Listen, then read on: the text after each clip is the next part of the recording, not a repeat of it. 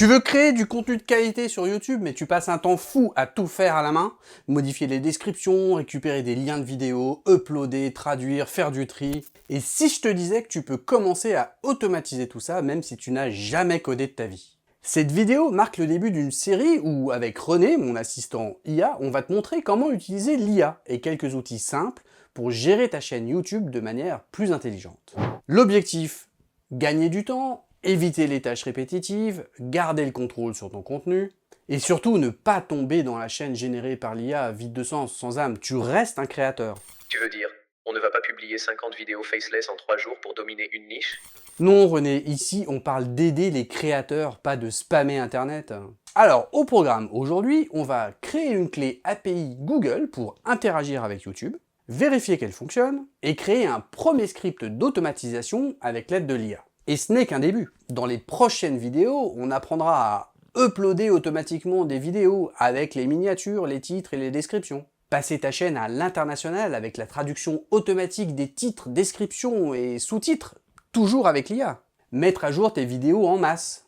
Planifier tes publications. Et bien plus. Alors si tu ne veux rien louper, n'oublie pas de t'abonner et d'activer la cloche. Le script d'aujourd'hui est inclus dans le pack gratuit que tu peux télécharger sur monstudioia.fr. Le lien est en description. Pour les habitués de la chaîne, vous avez vu?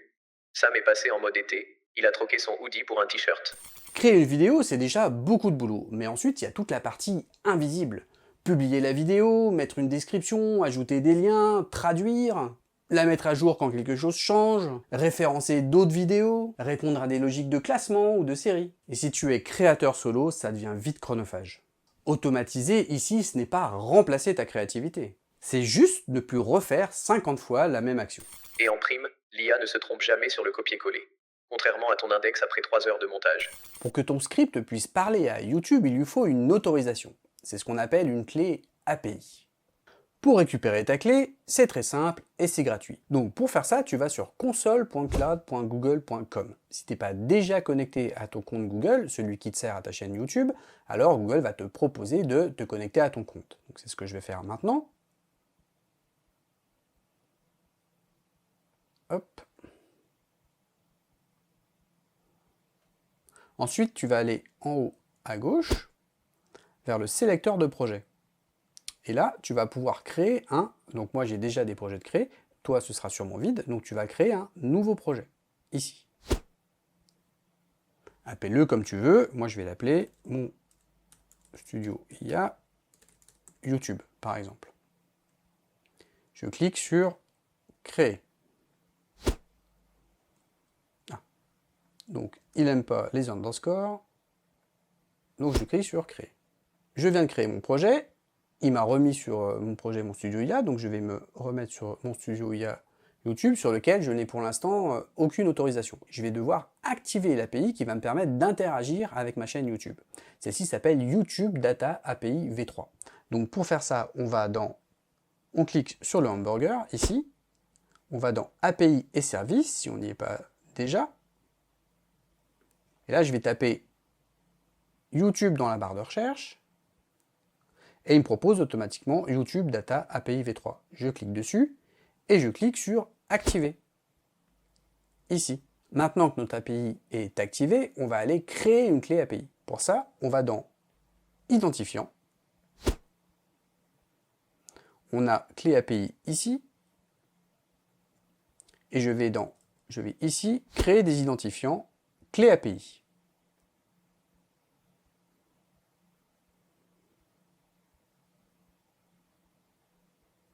Voilà, notre clé est créée. C'est la chaîne de caractères qui se trouve ici. Tu vas la copier et ensuite tu vas aller la coller dans un fichier texte. En attendant, garde-la précieusement. Et évite de la partager, hein, même à ta maman. Donc, comme je te disais, on va devoir stocker cette clé dans un fichier texte, mais pas n'importe lequel. Dans notre contexte, étant donné qu'on va utiliser un script Python qui va interagir avec notre chaîne YouTube, on va stocker la clé dans un fichier qui s'appelle .env. Stocker la clé dans un fichier à part, ce .env, permet de ne pas écrire en dur cette clé dans le script, et donc de pouvoir écrire autant de scripts qu'on veut qui vont utiliser cette même clé qui va être automatiquement importée par le fichier .env. Donc tu prends ton fichier .env, tu écris YouTube API key égale, et là tu vas aller coller la clé que tu récupères sur console cloudgoogle.com. Donc je la copie et je la colle ici, avec des guillemets. Pour interagir avec ta chaîne YouTube, le script va avoir besoin de connaître quelle est ta chaîne YouTube. C'est ce qu'on appelle le Channel ID. Pour faire ça, c'est très simple. Tu vas dans YouTube Studio, tu vas dans Personnalisation, tu récupères l'ID de ta chaîne, c'est ce qui suit le paramètre Channel dans l'URL de ta chaîne. Tu le prends et tu le copies-colles dans le .env, là où tu as déjà copié ta clé YouTube API. Avant d'aller plus loin, tu vas tester ta clé en collant cette URL dans ton navigateur. Tu vas remplacer votre clé par ta clé API et votre ID, qui suit Channel ID, par l'ID de ta chaîne. Voilà, tu tapes sur Entrée. Tu dois voir apparaître une page HTML avec ce qu'on appelle un objet JSON. Dans cet objet, tu vas voir qu'il y a un champ Items. Donc typiquement, ce qu'on a fait, c'est qu'on a demandé à l'API YouTube d'aller récupérer des informations sur la première vidéo sur laquelle il allait tomber sur ta chaîne. Si tu as une erreur, c'est probablement parce que tu as rentré une mauvaise clé, ou un mauvais Channel ID, ou que tu n'as pas activé l'API YouTube sur ta clé API. Maintenant, on va demander à ChatGPT de nous générer un script pour aller récupérer la liste des vidéos de notre chaîne YouTube. Pour faire ça, c'est très simple. Tu vas sur ChatGPT, tu choisis le modèle 4o et tu écris le prompt suivant. Tu es un assistant Python pour créateur visuel. Écris-moi un script Python qui va aller récupérer la liste des vidéos de ma chaîne YouTube et les stocker dans un fichier avec les informations. Titre et lien YouTube. Le script utilisera un fichier par défaut, mais on pourra le surcharger en le passant en paramètres. Voilà ce que ChatGPT m'a répondu. Voilà un script simple et personnalisable pour récupérer les titres et les vidéos. Donc il me confirme que c'est bien ce que je lui ai demandé, qu'il va utiliser l'API YouTube Data V3. Donc moi le sachant, c'est pour ça que je vous ai fait configurer votre clé API avant. Qu'il va nous créer un fichier CSV videoyoutube.csv par défaut, mais qu'on peut aussi spécifier un autre nom de fichier si on précise --output dans la ligne de commande. Il nous indique ensuite les prérequis, qui consiste à avoir une clé API YouTube, c'est ce qu'on a fait juste avant, et installer les dépendances nécessaires. Donc ces dépendances, elles sont toutes déjà présentes dans le fichier que je vous fournis avec le pack. Pour installer les dépendances, c'est très simple, on tape pip install -r, le nom du fichier où sont les dépendances requirements.txt. Il nous indique ensuite le script en Python, donc on ne va pas détailler ce qu'il y a dans le script, parce qu'en fait moi je ne suis pas développeur Python, on va se contenter de prendre le résultat et de le copier-coller dans un fichier qu'on va appeler, comme il nous indique, par exemple, liste vidéo youtube.py. Il nous indique ensuite comment utiliser ce script en tapant python liste vidéo youtube.py, et il nous indique également qu'on peut l'utiliser avec l'option --output, mesvideo.csv par exemple, pour générer un fichier qui s'appellera mesvideo.csv à la place du fichier par défaut. Ce n'est pas prompt engineering, c'est de la magie noire à base de CSV. Voilà, donc pour lancer le script, on va aller dans le répertoire dans lequel est stocké le script. Dans ce répertoire, il faut qu'on ait notre .env, il faut qu'on ait notre script, et il faut qu'on ait notre requirements.txt. On va commencer par installer les dépendances avec la commande pip install -r requirements.txt. Avant de lancer le script, on va quand même faire un petit tour dedans, et là on voit que dans le script, on a bien un YouTube API Key qui est OS getenv YouTube API Key et Channel ID qui est OS getenv Channel ID. Ça c'est quoi? En fait, ça veut dire qu'il va aller chercher les valeurs des clés dans notre .env justement. Ce qui me permet à moi de vous fournir un script sans avoir à vider les clés au préalable, et ce qui vous permet à vous de ne pas avoir à modifier le script, vous avez juste à enrichir le .env avec vos propres clés. Donc on va lancer le script avec python liste vidéo youtube.py. Voilà, là, erreur, il nous indique la clé API YouTube est non trouvée, vérifie ton fichier .env.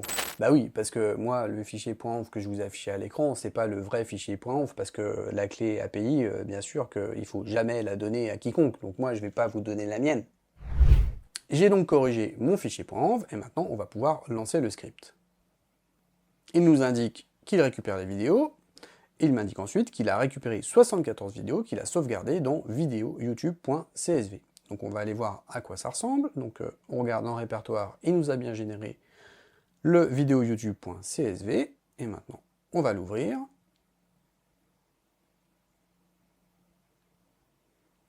Voilà, on a les titres et les URL de toutes les vidéos qui sont bien générés. Maintenant, on va relancer le script en utilisant l'option "-output" pour changer le nom du fichier de sortie de la liste de ces vidéos. Donc pour faire ça, je tape python liste vidéo youtube.py -output et un autre nom de fichier. Liste des vidéos.csv par exemple.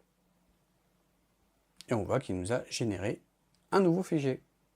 Moi j'ai eu l'idée de récupérer la liste des vidéos de ma chaîne tout simplement parce que quand je publie une nouvelle vidéo, souvent je fais référence à d'autres vidéos de ma chaîne. Et j'en avais marre de chaque fois devoir aller dans YouTube Studio pour aller récupérer les URL pour les mettre dans la description de ma nouvelle vidéo. D'où l'idée de faire écrire ce script à ChatGPT et je me suis dit, ça c'est une bonne idée de vidéo pour vous montrer concrètement comment vous pouvez utiliser ChatGPT pour automatiser des choses très facilement. Et quand j'ai fini de faire écrire ce script, j'ai pensé à vous et je me suis dit, mais on n'écrirait pas une petite version graphique? Je suis donc retourné dans ChatGPT et si on regarde le fil de la discussion, je lui ai dit, et si au lieu de lancer un script, je te demandais une petite application avec une GUI? Donc là, il m'a indiqué que c'était facile, qu'il y avait déjà un truc qui s'appelait Tkinter intégré dans Python qui permet de créer des trucs graphiques. Et il m'a fourni un nouveau script GUI liste vidéo youtube.py que je me suis empressé de copier-coller dans le même répertoire que mon autre script. Et donc, si on teste, je lance python GUI liste vidéo youtube.py et là, il m'ouvre une petite fenêtre sur laquelle j'ai un bouton récupérer les vidéos de ma chaîne. Je clique dessus, j'ai donc là toutes les vidéos de ma chaîne. Et si je double-clique sur une vidéo, automatiquement, c'est un lien vers la vidéo, donc il m'ouvre la vidéo correspondante dans YouTube. Et j'ai également un bouton Enregistrer CSV, dans lequel il va me proposer d'enregistrer cette liste dans un fichier CSV que je nomme comme je veux. Et ensuite, je me suis dit, mais pourquoi pas aller jusqu'au bout? Et au lieu de lancer un script Python, carrément lancer un petit exécutable, une application. Donc si on regarde la suite de la discussion, je lui ai donc dit, donc là, on continue de lancer un Python depuis un terminal, et si on voulait lancer une appli? Donc il me dit que c'est tout à fait possible, sur Windows il faut installer quelque chose qui s'appelle PyInstaller, avec pip install PyInstaller, donc c'est ce qu'on va faire tout de suite. Alors, je vais commencer par fermer la petite fenêtre, donc là j'annule, voilà, et je ferme la fenêtre, et donc on va taper pip install PyInstaller. Donc ce PyInstaller, je vais ensuite le rajouter à requirements.txt. Comme ça, il sera chargé automatiquement quand on va faire le pip install -r requirements.txt. Donc voilà, il est en train d'installer PyInstaller, il a fini. Je vais donc maintenant passer à la suite, je fais ce qu'il me dit, PyInstaller no console one file GUI list vidéo youtube.py, qui est notre script avec la petite interface graphique. Voilà, et donc là en fait, il est en train de compiler notre script avec toutes les dépendances, avec notre point env, avec nos clés, etc. Et il nous indique qu'il va aller stocker tout ça dans un sous-répertoire qu'il appelle dist, comme distribution en fait, dist, et qu'il va nous générer un petit fichier exécutable GUI liste vidéo youtube.exe. Donc on va attendre qu'il ait terminé. Et voilà, il a fini, je retourne dans mon répertoire, je vois que j'ai bien un répertoire dist, et là, si je double-clique sur le point .exe, au miracle, une petite fenêtre s'ouvre, et voilà, j'ai mon application directe. Et là, tu peux dire à tes collègues, j'ai codé un logiciel YouTube. Donc, on va tester l'application, je clique sur récupérer les vidéos, il récupère bien, si je double-clique sur une vidéo, elle s'ouvre bien, et si je clique sur enregistrer CSV, hop, je choisis mon répertoire, je prends un nouveau nom de CSV, donc par exemple new list, hop, j'enregistre, et si je vais voir dans le répertoire, ici, new list, je l'ouvre et je retrouve bien la liste qui a été précédemment générée. Et là, les utilisateurs de macOS, ils me disent bah ouais, bah nous on fait comment?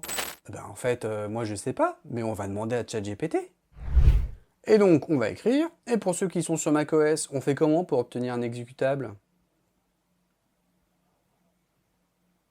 ChatGPT nous répond, sur macOS, on ne parle pas d'exécutable, mais on peut générer une application cliquable au format .app. Il nous indique ensuite qu'on doit, pour faire ça, installer une dépendance qui s'appelle Py2app, qu'on doit bien structurer notre projet avec le nom de notre application dedans, avec notre script Python GUI, un fichier setup.py, il nous indique quoi mettre dans le setup, et toujours notre fichier .env. Donc je vous conseille de copier-coller tout ça, puis on construit l'app avec Python setup.py, py2 app. Alors moi, j'ai toujours pas de Mac à la maison, donc je peux pas vous faire la démo, mais je vous invite à le faire et à me faire votre retour dans les commentaires. Dans cette première vidéo, tu as appris à créer une clé API YouTube, à la tester, à faire coder ton premier script utile par ChatGPT et à le transformer en un outil graphique.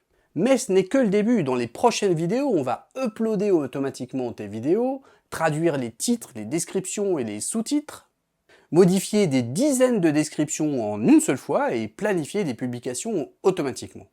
Et tout ça sans perdre ton âme de créateur. Tu peux déjà télécharger le pack de scripts sur monstudioia.fr, il est mis à jour à chaque nouvelle vidéo. Le lien est dans la description. Et si t'as kiffé, tu peux liker, t'abonner et activer la cloche. Parce que bon, c'est toi qui fais tourner l'algo, pas moi.